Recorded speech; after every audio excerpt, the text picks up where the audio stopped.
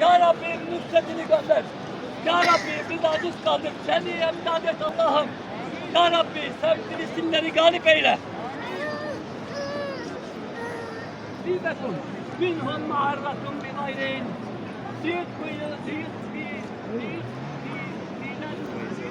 Allahu fi rahmetihi men yeşâ.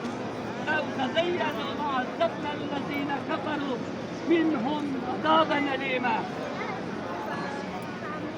إذ جعل الذين كفروا في قلوبهم حمية الجاهلية أنزل الله سكينته على رسوله وعلى المؤمنين وألزمهم كلمة التقوى وكانوا أحق بها وأهلها وكان الله بكل شيء عليما فقد صدق الله رسوله الرؤيا بالحق لتدخلون المسجد الحرام إن شاء الله آمنين معلقين رؤوسكم ومقصرين لا تخافون فعلم ما لم تعلموا فجعل من دون ذلك فتحا قريبا هو الذي أرسل رسوله بالهدى ودين الحق ليظهره على الدين كله وكفى بالله شهيدا.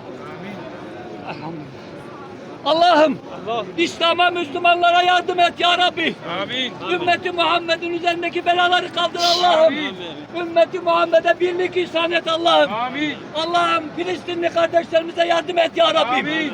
Mescid-i Aksa'yı savunanlara yardım et Allah'ım. Amin. Onları zalimlere ve kafirlere karşı galip kıl Allah'ım. Amin. Allah'ım rahmetini gönder. Ya Rabbi biz aciz kaldık. Ya Rabbim ebabillerini gönder ya Rabbi. Ya Rabbim zulmü sonlandır ya Rabbim. Mescid-i Aksa'yı hürriyetine kavuştur ya Rabbim.